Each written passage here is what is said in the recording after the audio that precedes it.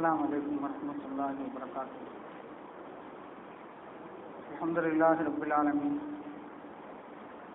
वस्सलातु वस्सलामु अला सय्यिदिना मुहम्मदिन अशरफिल मुरसलीन व अला आलिहि व सहाबिहि व अहलि बैतिहि व अत्बाइहि अजमाइन। अम्मा बाद फ़अऊज़ु बिल्लाहि मिनश शैतानिर रजीम। बिस्मिल्लाहिर रहमानिर रहीम। वला तक़रबुज़ ज़िना इन्नहु कान फ़ाहिशा व साअ सबीला। सदक़ल्लाहुल अज़ीम।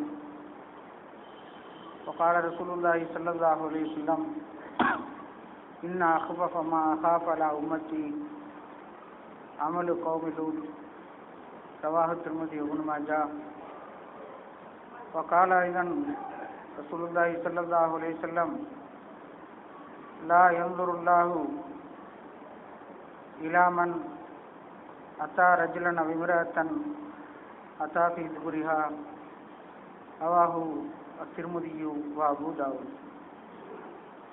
वक़ाल रसूलुल्लाहि सल्लल्लाहु अलैहि वसल्लम मलऊनुन मन अमिल अमल क़ौमि लूत। रवाहु तिर्मिज़ी व इब्न माजाह। सदक़ रसूलुल्लाहि ஸல்லல்லாஹு அலைஹி வஸல்லம். கண்ணியத்திற்கும் மரியாதைக்கும் உரிய பெரியோர்களே, சகோதரர்களே, ஒரு புனிதமான நாளில், ஒரு புனிதமான நேரத்தில், ஒரு புனிதமான இடத்தில் ஒன்று கூடி இருக்கிற நல்ல பாக்கியத்தை அல்லாஹ் ரப்பல் ஆலமீன் நமக்கு தந்திருக்கிறான். வாழும் காலமெல்லாம் நல்லவர்களோடும் நல்லவைகளோடும் வாழச் செய்து மரணிக்கிற போது கலிமத்து தௌஹீதை மொழிந்து மரணிக்க செய்யக்கூடிய நல்ல பாக்கியத்தை தந்து நாளை மறுமையில் மேலான சோனமாம் ஜன்னத்துல் ஃபிர்தௌஸில் நம்மையும் நம்மை சார்ந்தவர்களையும் அல்லாஹ் ரப்பல் ஆலமீன் இப்பொழுது போல் ஒன்று சேர்ப்பானாக. அருமையான பெருமக்களே,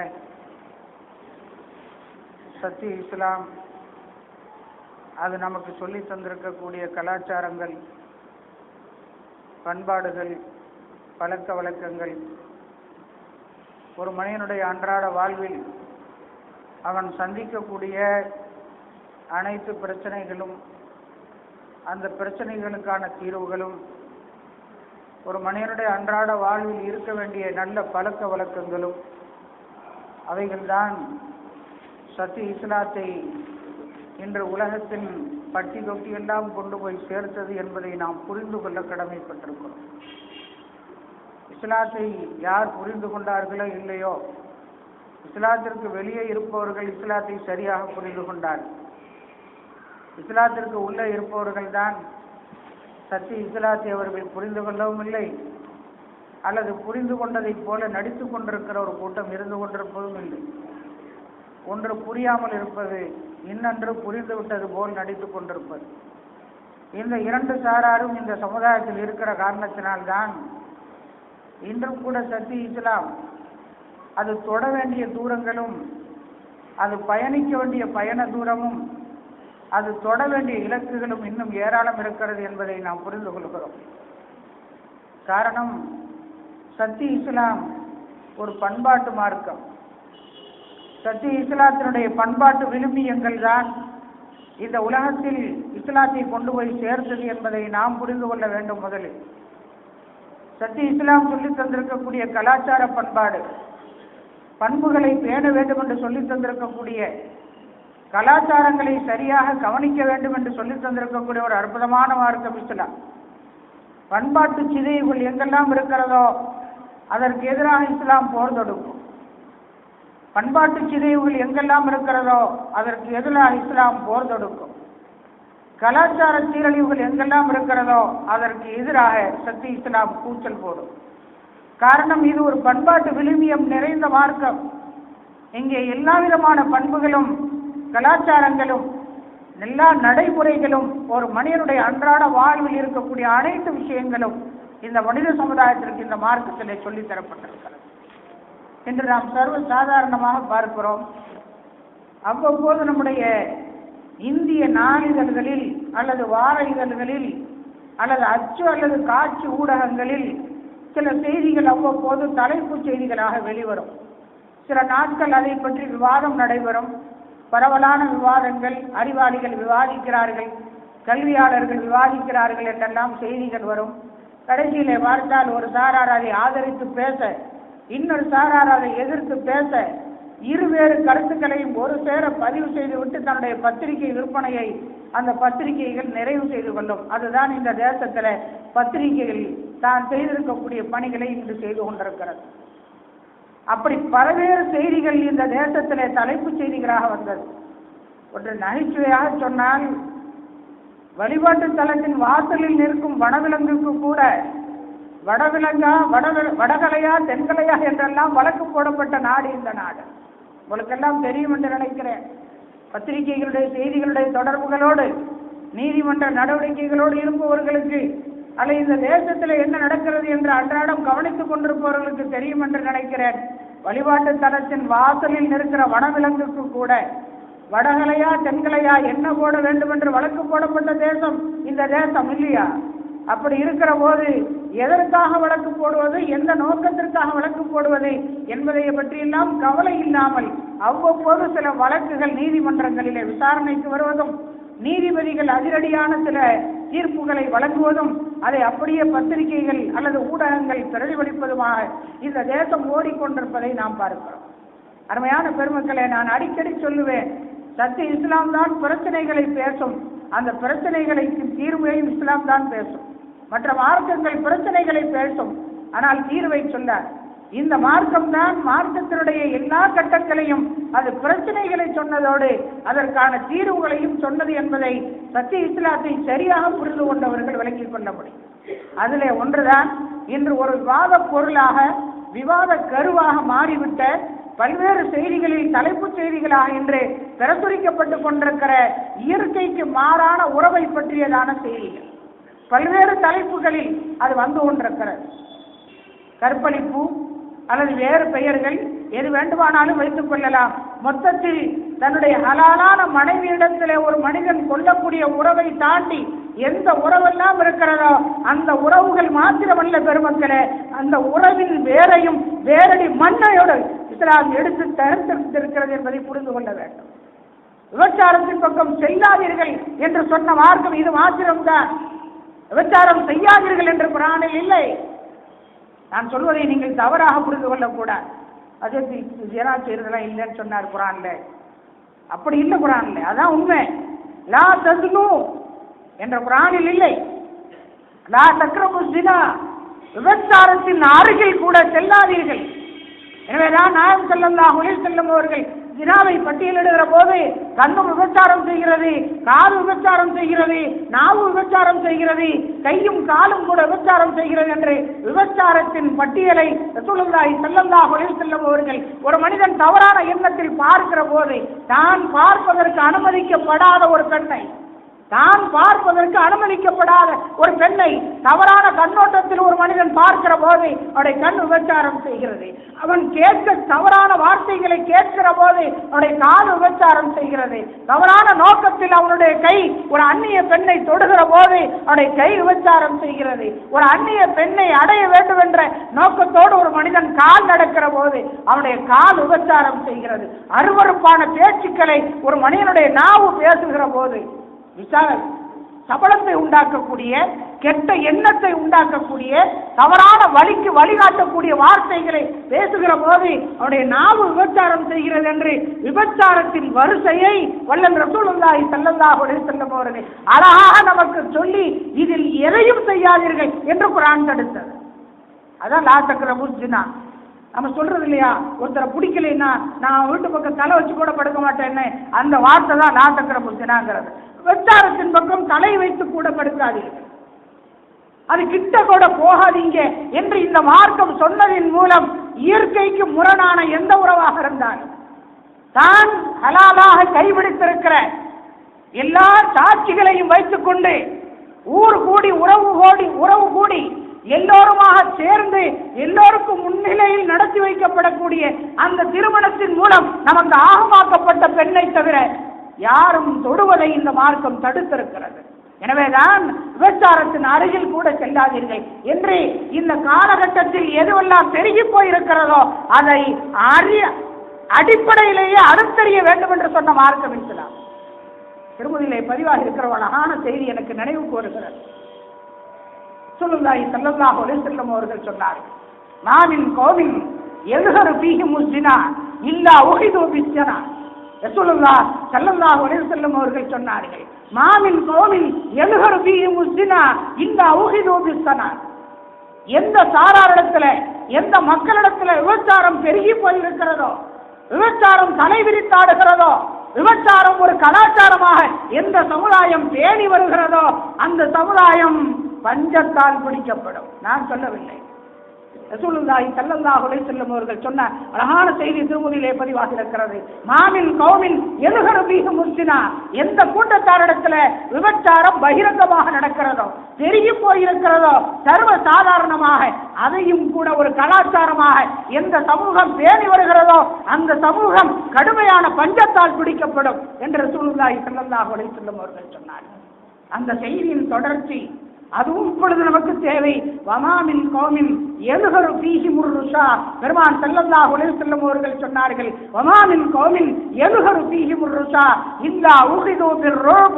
இன்னொரு சாரார் இருக்கிறார்கள், அவரிடத்திலே லஞ்ச லாவண்யம் தலைவிரித்தாடுகிறார். அதற்குத்தான் சொல்கிறேன், இஸ்லாம் பேசாத துறை இல்லை, பெருமான் ஸல்லல்லாஹு அலைஹி வஸல்லம் அவர்கள் பேசாத விஷயங்கள் இல்லை. இந்த தேசத்தில் எதுவெல்லாம் நடக்குமோ அதையெல்லாம் 1400 ஆண்டுகளுக்கு முன்னால் பேசி முடித்த மார்க்கம் இஸ்லாம். இப்பொழுது ஆரம்பித்துக் கொண்டிருக்கிறார்கள், ஆனால் 1000 ஆண்டுகளுக்கு முன்னால் இஸ்லாம் முடித்து வைத்திருக்கிறது. அதுதான் வித்தியாசம். மற்ற மார்க்கத்திற்கும் இஸ்லாத்திற்கும் வித்தியாசம் அதுதான். இதையெல்லாம் பேச இப்பொழுது இந்த சமூகம் ஆரம்பித்திருக்கிறதோ, இந்த உலகம் எதையெல்லாம் இப்பொழுது பேச ஆரம்பித்திருக்கிறதோ அதையெல்லாம் சற்று இஸ்லாம் பேசி முடித்து விட்டது. அதை செய்யாதீர்கள் என்று சொன்னது மாத்திரமல்ல, அதை செய்வதின் விளைவு என்ன என்பதையும் கூட இந்த மார்க்கம் சொல்லி தந்திருக்கிறது. அதை நீ செய்யாதே, அப்படி செய்தால் உனக்கு இப்படி கேடு வரும், அந்த செயலையும் செயலின் கேட்டையும் கூட சத்திய இஸ்லாம் அழகாக வரிசைப்படுத்தியது. அருமையான பெருமக்களே, பெருமான் ரசூலுல்லாஹி ஸல்லல்லாஹு அலைஹி வஸல்லம் அவர்கள் சொன்னார்கள், வமாமின் கௌமின் யஸ்ஹரு ஃபீஹிம் ருஷா, எந்த சமுதாயத்திடத்துல லஞ்ச லாவண்யங்கள் தலைவிரித்தாடுகிறதோ இல்லா உஹிது பிர்ருப், அவர்கள் அச்சத்தால் பிடிக்கப்படுவார்கள் என்று பெருமான் ஸல்லல்லாஹு அலைஹி வஸல்லம் அவர்கள் சொன்னார்கள். திருமதியிலே 2 செய்தியும் தொடர்ச்சியாக பதிவாகியிருக்கிறார். விபச்சாரம் பெருகி போன கூட்டம் பஞ்சத்தால் பீடிக்கப்படும். விபச்சாரத்தை சர்வ சாதாரணமாக செய்து கொண்டிருக்கக்கூடிய ஒரு கூட்டத்திடத்திலே கடுமையான பஞ்சம் வரும், பட்டினி வரும், வறட்சி வரும். புயல் சின்னங்கள் எல்லாம் வந்தது, மழை வரவில்லை. யதார்த்தமாக யோசிக்க கடமைப்பட்டிருக்கிறோம். என்ன நடக்கிறது நம்மை சுற்றி, நாம் என்ன செய்து கொண்டிருக்கிறோம்? அருமையான பெருமக்களே, நீங்கள் எப்படி இருக்கிறீர்களோ அப்படி நான் இருப்பேன் என்று இறைவன் நமக்கு வாக்கு கொடுக்கிறான். நீங்கள் எப்படி இருக்கிறீர்களோ அப்படி நான் இருப்பேன். சையதுனா மூசா அலைஹிஸ்ஸலாம் இடத்துல சொன்னான், யா மூசா குன் கமா உரீது அகுன் கமா துரீது. மூசா, நீ நான் நாடுவது போல் நடந்து கொள், நான் நினைப்பது போல் நீ நடந்து கொள், நீ நினைப்பது போல் நான் நடக்கிறேன். சையதுனா மூசா அலைஹிஸ்ஸலாம் அவர்களுக்கு அல்லாஹ் சொன்ன அந்த உத்தரவாதம் உங்களுக்கும் எனக்கும் பொருந்தும். அவன் என்ன சொன்னானோ அதை நான் செய்கிற போது, அவன் என்ன சொன்னானோ அதை அவன் செய்கிறான். அவன் என்ன சொன்னானோ அதை நான் செய்ய மறுக்கிற போது, அவன் என்ன சொன்னானோ அதையும் செய்யாமல் விட்டு விடுகிறான். அதுதான் நடக்கிறது. விபச்சாரம் பெருகி போனால் பஞ்சம் வரும், பட்டினி வரும், வறட்சி வரும்.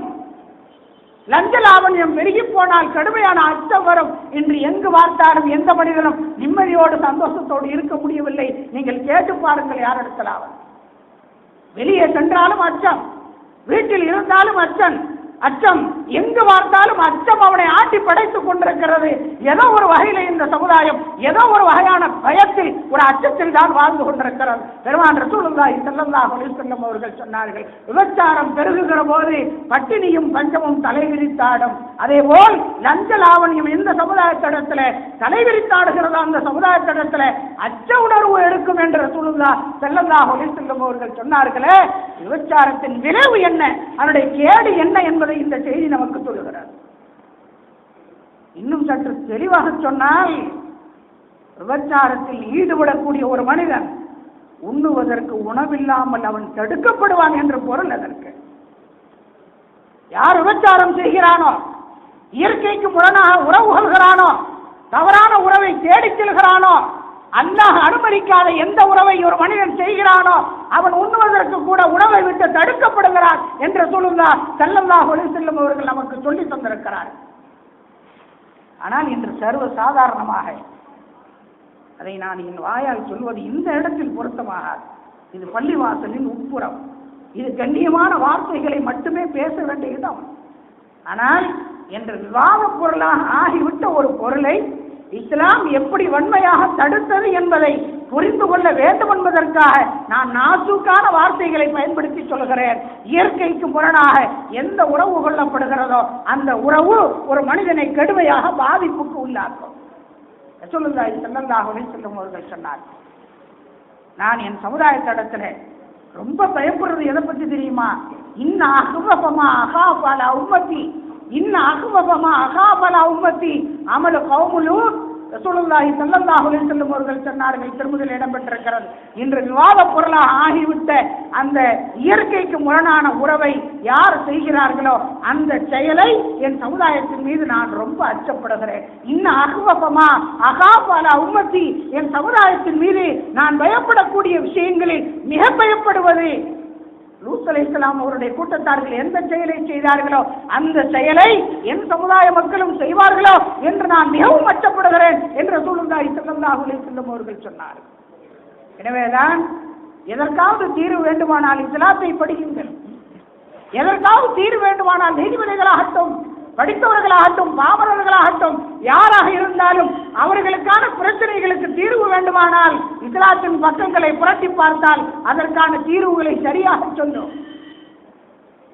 உச்ச நீதிமன்றத்திலே வழக்கு நீண்ட நெடுங்காலமாக ஒரு பிரச்சனை சமூக மக்களுக்கு மத்தியிலே சமுதாயத்திற்கு இடையில விவாதிக்கப்பட்டு கடைசியில நீதிமன்றம் கொண்டு செல்லப்பட்டு உச்ச நீதிமன்றம் தடை விதிக்கிறது. அந்த உறவு இந்த தேசத்தில் தடை விதிக்கப்படுகிறது.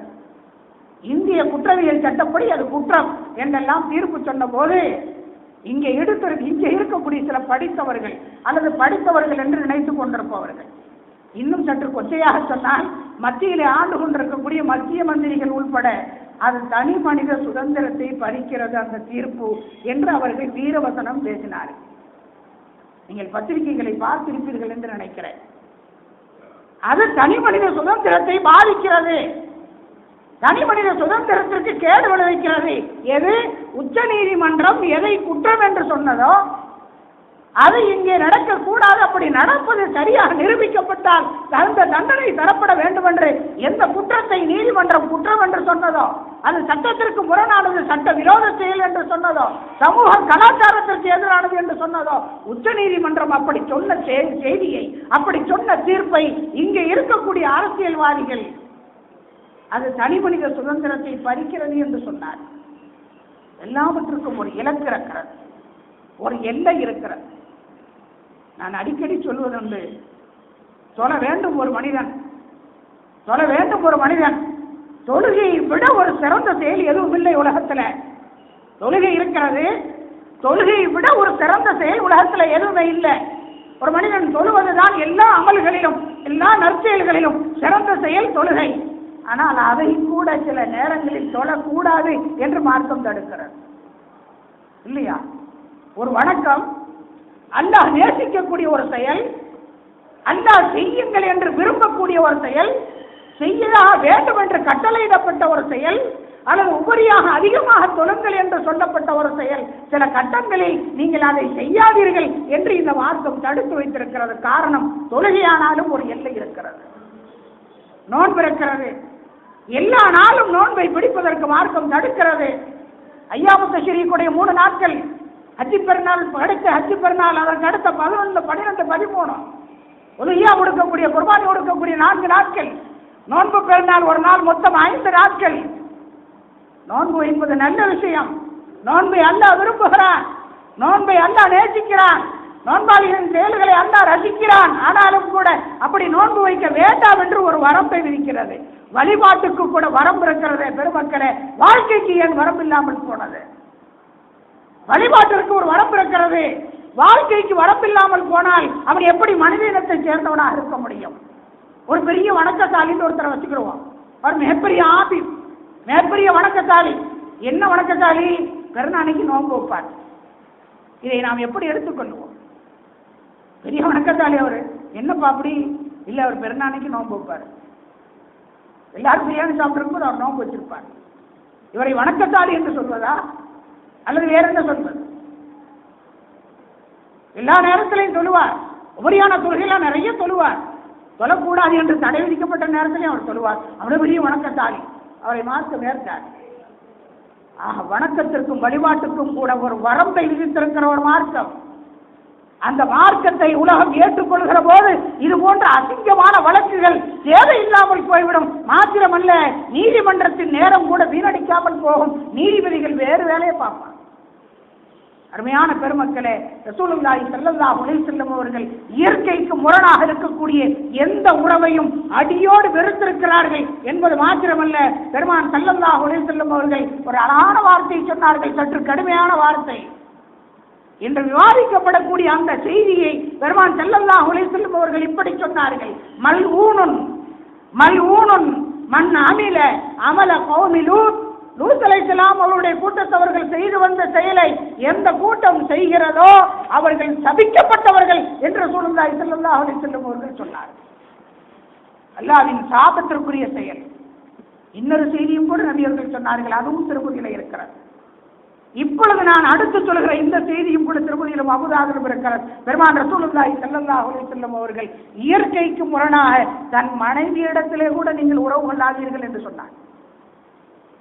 மனைவியானாலும் கூட, ஹலாலான மனைவி என்றாலும் கூட, உன்னுடைய உறவுக்கு அனுமதிக்கப்பட்டவள் என்றாலும் கூட, அவளிடத்திலிருந்து நீ எந்த இன்பத்தையும் பெற்றுக்கொள்வதற்கு உனக்கு அனுமதி இருக்கிறது என்றாலும் கூட, இயற்கைக்கு முரணாக நீ அவளிடத்திலிருந்து சுகத்தை சந்தோஷத்தை அனுபவித்தால் நாளை மறுமையில் அல்லாஹ் உன்னை கருணை கண்கொண்டு பார்க்க மாட்டான் என்று ரசூலுல்லாஹி ஸல்லல்லாஹு அலைஹி வஸல்லம் அவர்கள் சொன்னார்கள். லா யன்துருல்லாஹு இலாமன் லா யன்துருல்லாஹு இலாமன் அத்தா ரஜுலன் அவ் இம்ரஅத்தன் ஃபீ துபுரிஹா. எந்த ஆணிடத்திலோ ஒரு பெண்ணிடத்திலோ இயற்கைக்கு முரணாக ஒரு மனிதன் உறவு கொண்டால் அவனை நாளை மறுமையில் அல்லாஹ் கண்கொண்டு பார்க்க மாட்டான் என்பது மாத்திரமல்ல, கருணை கண்ணோடு அவனை பார்க்க மாட்டான், கோபப்பார்வை பார்ப்பான் என்று பெருமான் ஸல்லல்லாஹு அலைஹி வஸல்லம் அவர்கள் இன்று எதை விவாத பொருளாக ஆக்கியிருக்கிறார்களோ அதை பற்றி அப்பொழுதே அவர்கள் நமக்கு சொல்லித் தந்திருக்கிறார்கள், இல்லை நமக்கு எச்சரித்திருக்கிறார்கள். அருமையான பெருமக்களே, நாம் யோசிக்க கடமைப்பட்டிருக்கிறோம். வணக்கத்திற்கும் வழிபாட்டிற்கும் வரம்பை சொன்ன மார்க்கம். இந்த நேரத்தில் இதை செய்யுங்கள், இதை செய்யக்கூடாது, இந்த நேரத்தில் இந்த காரியத்தை செய்யுங்கள், இந்த நேரத்தில் அதை செய்யக்கூடாது என்று எல்லாவற்றுக்கும் வரம்பை சொன்ன மார்க்கம், எல்லை விதித்த மார்க்கம். இதற்குள் நீங்கள் நின்று வாழ வேண்டும் என்று ஒரு கட்டுப்பாட்டை, ஒரு கோட்டை கிழித்த மார்க்கம் இஸ்லாம். எல்லாவற்றையும் பேசிய மார்க்கம் தான் இதையும் பேசியது. பெருமான் ஸல்லல்லாஹு அலைஹி வஸல்லம் அவர்கள் சொன்னார்கள், எந்த சூழலிலும் எந்த காலகட்டத்திலும் ஒரு மனிதன் தன் மனைவியே ஆனாலும் கூட இயற்கைக்கு முரணாக அவனிடத்தில் அவன் சந்தோஷத்தை அனுபவிக்கிற போது அல்லாஹ்வின் சாபத்திற்குரியவன் என்பதை பெருமான் ஸல்லல்லாஹு அலைஹி வஸல்லம் அவர்கள் நமக்கு சொல்லித் தந்திருக்கிறார்கள். பெருமக்களே, அருள்மறை குர்ஆனில் பல்வேறு வசனங்களில் அந்த செய்தி இடம்பெற்றிருக்கிறது, நமக்கெல்லாம் தெரியும். அருள்மறை குர்ஆனில் பல்வேறு வசனங்களில் சையதுனா இப்ராஹிம் அலைஹிஸ்ஸலாம் வர்றாங்க, அழகாக வேக வைக்கப்பட்ட மாட்டுக்கறி மலக்கள் முன்னால் அந்த மனிதர்கள் முன்னால் கொண்டு வந்து இப்ராஹிம் அலைஹிஸ்ஸலாம் வைக்கிறார். இப்ராஹிம் அலைஹிஸ்ஸலாமுடைய வீட்டுக்கு வந்த விருந்தாளிகள் பார்ப்பதற்கு மனிதர்களைப் போல காட்சி தந்தார்கள். மனிதர்கள் அல்லவா வந்திருக்கிறார்கள் என்று விருந்தோம்பலுக்கு பேர் போன சையதுனா இப்ராஹிம் அலைஹிஸ்ஸலாம் அவர்கள் மாட்டுக்கறியை அழகாக வேக வைத்து, ஹனீத் என்று சொல்லுவாங்க அரபில. ஹனீதுனா நல்ல வெந்த கறின்னு அர்த்தம். மசிஞ்சு போச்சு நம்ம தமிழ்ல சொல்றோம் இல்லையா, பிரியாணி சாப்பிடும் போது நம்ம சொல்றது உண்டு, கறி நல்லா மசிஞ்சு போச்சு, அதுக்கு தான் அரபில ஹனீத் என்று சொல்றது. நம்ம ஊர்ல யாரும் அப்படி ரசிச்சு சாப்பிட மாட்டோம், மற்ற ஊர்ல அப்படி இருப்பாங்க. மசிந்து போன மாட்டுக்கறி, வேக வைக்கப்பட்ட மாட்டுக்கறி விருந்தாளிகள் முன்னால கொண்டாந்து வைக்கப்படுது. அந்த செய்தியெல்லாம் இப்படி சொல்கிறார். சையதுனா இப்ராஹிம் அலைஹிஸ்ஸலாம் அவர்கள் பார்க்கிறார்கள், அழகான வாசமனத்தோடு உணவு வைக்கப்பட்டிருக்கிறது. வந்திருப்பவர்கள் விருந்தாளிகள் பார்ப்பதற்கு மனிதர்களைப் போல இருக்கிறார்கள். ஆனால் யாருடைய கையும் அதன் பக்கம் போய் சேர்ந்ததாக தெரியவில்லை, யாரும் அதை எடுத்து தின்றதாக தெரியவில்லை. பலம்மா ரஆ ஐதியஹும் லா தஸிலு இலைஹி. அல்லாஹ் சொல்கிறான் அருள்மறை குர்ஆனில், பலம்மா ரஆ ஐதியஹும் லா தஸிலு இலைஹி, நக்கிரஹும் வஅவ்ஜஸ மின்ஹும் ஹீஃபா. சையதுனா இப்ராஹிம் அலைஹிஸ்ஸலாம் அவர்கள் வந்த விருந்தாளிகளை உபசரிப்பதற்காக வேக வைக்கப்பட்ட கறியை கொண்டு வந்து வைத்த போது அதை உண்ணாமல் அவர்கள் அப்படியே இருந்த காட்சியை பார்த்துவிட்டு நக்கிரஹும் வஅவ்ஜஸ மின்ஹும் ஹீஃபா, அவர்களை பார்த்து இப்ராஹிம் அலைஹிஸ்ஸலாம் பயந்தார். இவர்கள் யாராக இருப்பார்கள்? மனிதர்களாக இருந்தால் சுவை மிக்க இந்த உணவை அவர்கள் உண்டிருக்க வேண்டும். ஆனால் அவர்கள் உண்ணவில்லை, தொடவில்லை. இவர்கள் யாராக இருப்பார்களோ என்ற அச்சம் இப்ராஹிம் அலைஹிஸ்ஸலாம் அவர்களுக்கு வந்தது. காலு லா தகப், பயப்படாதீங்க. இப்ராஹிம் அலைஹிஸ்ஸலாம் அவர்களுக்கு வந்த விருந்தாளிகள் சொன்னாங்க, பயப்படாதீங்க, நாங்கள் வேறு நோக்கத்திற்காக வந்தவர்கள். உங்களுக்கு ஒரு நல்ல செய்தி, இன்னொரு சாராருக்கு ஒரு கெட்ட செய்தி, இரண்டு முரண்பட்ட செய்திகளை கொண்டு நாங்கள் வந்திருக்கிறோம். உங்களுக்கு ஒரு செய்தி, உங்களுக்கு விரைவில் குழந்தை பிறக்கும். யாருக்கு? சையதுனா இப்ராஹிம் அலைஹிஸ்ஸலாம் அவர்களுக்கு. அருள்மறை குர்ஆனுடைய செய்தியின் தொடர்ச்சி அது. நீண்ட செய்தி, நான் சுருக்கமாக சொல்கிறேன். உங்களுக்கு குழந்தை பிறக்கும். இப்ராஹிம் அலைஹிஸ்ஸலாம் அவர்களுடைய வந்த விருந்தாளிகள் சொல்லுகிறார்கள், இனிமேல் குழந்தை பிறக்காது என்று நினைத்திருந்த இப்ராஹிம் அலைஹிஸ்ஸலாம் அவர்களிடத்தில் வந்த மலக்குகள் சொன்னார்கள், மனித உருவிலே வந்தவர்கள், உங்களுக்கு குழந்தை பிறக்கும். எல்லாம் உள்ள அல்லாஹ் தஆலா இதன் பொருட்டாலாவது குழந்தை இல்லாத சகோதரர்களுக்கு அல்லாஹ் குழந்தையை தருவானாக. குழந்தை இல்லாமல் தவிக்கிற உங்களுக்கு குழந்தை பேரு கிடைக்கும். யார் சொன்னா? வந்த விருந்தாளிகள் இப்ராஹிம் அலைஹிஸ்ஸலாம் சொன்னார். அம்மாக்கு ஆச்சரியமா போச்சு. சாரா அம்மையார் ஆச்சரியத்தோடு கேட்டார்கள், எனக்கு எப்படி குழந்தை பிறக்கும்? அப்படித்தான் பிறக்கும், இதெல்லாம் நீ ஆச்சரியப்படக்கூடாது. கால கதாலி அப்படித்தான். சில விஷயங்களை குர்ஆன்ல அல்லாஹ் அழகா சொல்லுவான், அது என்ன ஏதுன்னு விவரம்லாம் இருக்காது. கால கதாலிக்கு அது அப்படித்தான். எப்படி அப்படித்தான்? என்ன விவரம் வேதம் கிடையாது, அப்படித்தான். சில விஷயங்களை நாம் அப்படித்தான் விளங்கிக் கொள்ள வேண்டும். அல்லாஹ் சொன்னால் அது அப்படித்தான். அதை கேள்விதான் கேட்கக்கூடாது. மரியம் அலைஹிஸ்ஸலாம் பெற்றார், இப்ராஹிம் அலைஹிஸ்ஸலாம் அவர்கள் பெற்றார்கள், ஜக்கரியா அலைஹிஸ்ஸலாம் பெற்றார்கள். அந்த மூன்று செய்தியையும் அல்லாஹ் சொல்லுகிற போது கதாலிக் என்று சொன்ன அப்படித்தான். எப்படி அது நடக்கும்? அப்படித்தான்.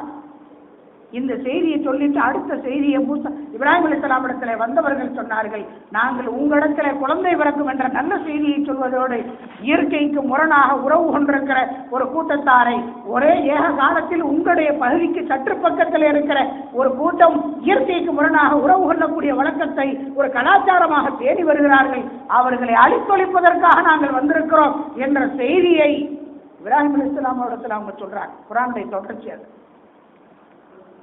என்ன நடந்துச்சு தெரியுமா? அதே இப்ராஹிம் அலைஹிஸ்ஸலாம் அப்போலாம் ஒரே காலத்துல பல நபிமார்கள் இருந்தாங்க, நமக்கு தெரியும். இப்ராஹிம் அலைஹிஸ்ஸலாம், லூத் அலைஹிஸ்ஸலாம் ரெண்டு பேரும் ஏக காலத்துல இருந்தோம். ஒரே காலத்துல பல நபிமார்கள் அந்த காலத்துல இருந்தாங்க. ஷம்ஸீல் அலைஹிஸ்ஸலாம், ஹிஸ்பீல் அலைஹிஸ்ஸலாம் என்ற இரண்டு நபிமார்கள். பனு இஸ்ராயீல்ல இருந்த வந்த நபிமார்களில் இருவரும் நபிமார்கள். ஷம்ஸீல் அலைஹிஸ்ஸலாம் கிறிஸ்தவ சகோதரர்கள் சாமுவேல் என்று சொல்கிறார்களே, அந்த சாமுவேல் ஷம்ஸீல் என்பது.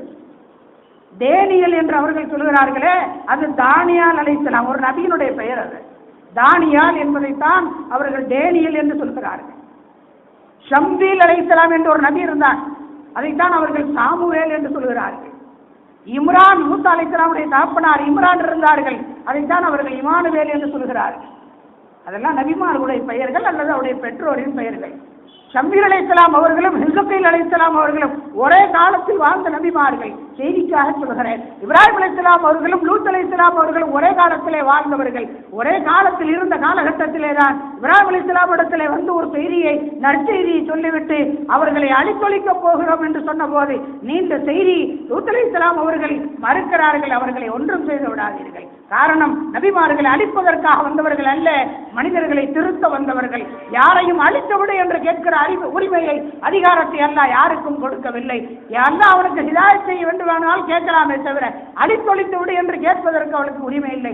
ஆனாலும் அவரிடத்தில் வந்து லூத் அலைஹிஸ்ஸலாம் அவர்கள் சொல்கிறார்கள், பெண் மக்கள் இருக்கிறார்கள், அவர்களை மனமுடித்து தருகிறேன், அவர்களை நீ மனமுடித்துக் கொண்டு அவரிடத்தில் உங்களுடைய ஆசையை தீர்த்துக் கொள்ளுங்கள் என்று சொன்ன போது மறுக்கிறார்கள். அவர்கள், எங்களுக்கு அதெல்லாம் தேவையில்லை, எங்களுக்கு அதெல்லாம் தேவையில்லை, ஏன் உங்க பொம்பளை பிள்ளைங்களுக்கு தேவையில்லை, எங்களுக்கு தேவை நாங்கள் கொள்ளக்கூடிய பாலுறவு, நாங்கள் ஏற்றுக்கொள்ளக்கூடிய, நாங்கள் விரும்பக்கூடிய உறவு, எங்களுக்கு அதுதான் வேண்டுமே தவிர உன் பெண் பிள்ளைகள் வேண்டும் என்று தேவையில்லை என்று அவர்கள் சொன்ன கடைசியிலே பூமி தலைகீழாக புரட்டப்பட்டு நாம உண்ணக்கூடிய தோசை மாதிரி திருப்பி போடப்பட்டது என்று குர்ஆன் சொல்கிறது.